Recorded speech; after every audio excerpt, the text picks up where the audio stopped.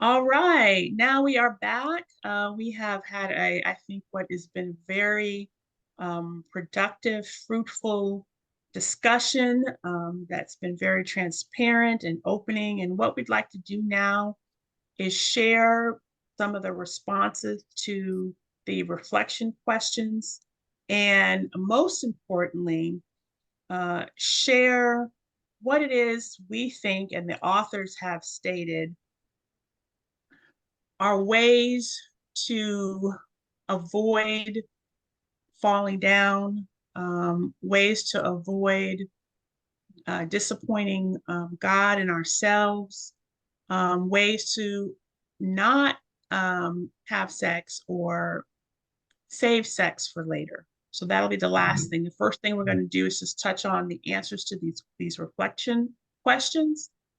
And starting with A, we need to be aware of the lies, the deceptive tactics that we've heard or seen used to manipulate us or other into fornication.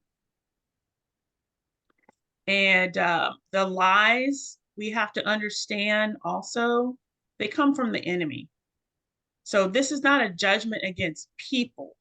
This is a judgment against sin.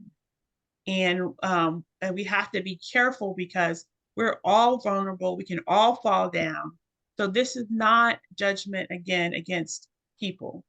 The lie is from the enemy. The enemy, Satan, is our enemy, and the things that he tells us is just to get us off track, um, and separated from God. So someone mentioned that there are lies that the world believes and lies that disciples believe or Christians believe. It's because they are often different. And the lies that the world believes, we've already kind of discussed through this presentation. The lies that some Christians, some disciples believe is that if we're in love, then sex is okay. If we're getting married, or we're engaged, it's okay. We're gonna live together up until that point, and it's fine. Does anyone else want to share a couple of lies in response to question A? I was just thinking about how what we listen to can feed those lies or what we Mhm. see on TV. Because when we watch Real Housewives or we watch the blind Love is Blind, or if we watch um the Bachelor or whatever shows we may watch about love, it can feed those lies that um if our single being single is not enough, like we're not good enough, or we had in order for us to be whole we need a man, Mhm. or our validation comes from who I'm with, or and we may not say these things outwardly, but it's in our thoughts Yeah. because sin starts in our minds. Yes. You just don't oops and just have sex. We don't oops. It's not a oops. Mhm. It begins in our thoughts and then it goes into our behavior.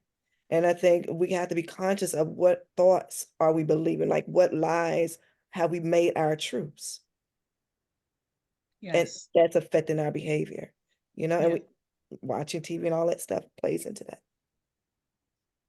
Agreed. Very much agreed. Um, so you touched on the lies that you're not enough without a husband, that you're half a person if you're single, you're not whole, um, that we can find intimacy and joy and peace outside of God. Um, anyone else want to share anything more? Well, really quickly, Tiffany just said that sex, the lie that sex is a need. Hmm. Mhm.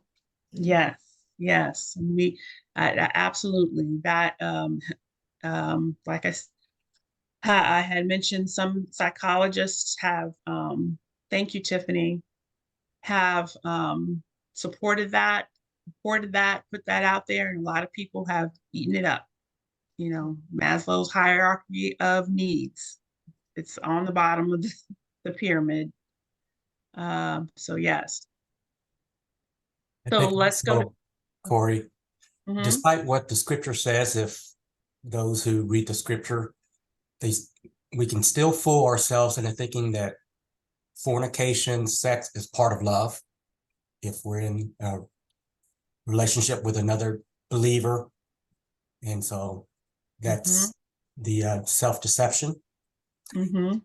among other things that over time, as we believe we're advancing as a society, that we've evolved in our thinking, quote unquote. Oh, Mhm. you're right, Tom. That is a big lie that they say that the Bible is outdated. Mhm. That it's Yes. okay for me to have sex with someone else, and because that was old and it's outdated, we can do that now, kind of like thing. Mhm. Yes. Um, and the authors actually go through a timeline of the things that happened in the 50s, 60s, 70s, and 80s with terms of how we think about the culture thinks about sex. And of course, we are impacted by the culture. So we can't just say, oh, well, that's no, you're impacted by it because it's all around you. Mm-hmm. So yeah, so those ideas about sex have really loosened up. They loosened up with pretty much with every decade. And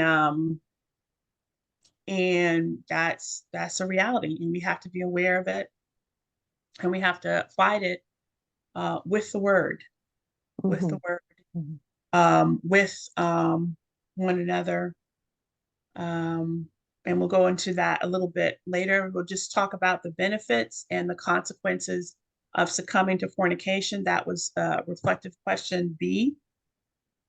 We said benefits of celibacy until marriage is that you are honoring God. You are in Mhm. His will, and being in His will, you are protected. In His will, you He says that He's gonna. He knows when you are obedient. He knows when you're faithful. When you are actually having dynamic faith. You're not just saying that you have faith. Dynamic faith is action. And so when you are operating in dynamic faith and saying, God, I trust you. You said not to do this. I'm not going to do this. There are rewards for that. Um, I'd be honest, I forget which scripture is down here at the bottom on this slide, but I think it's in Hebrews either 13:4 or 11:6 that speaks to that. Consequences. We talked about soul ties, something some people talk about, some people don't. But you get connected to the person that you fornicate with, and it's very painful to disconnect. Consequences are most important. You disconnected from God. You deal with the guilt and the shame behind the act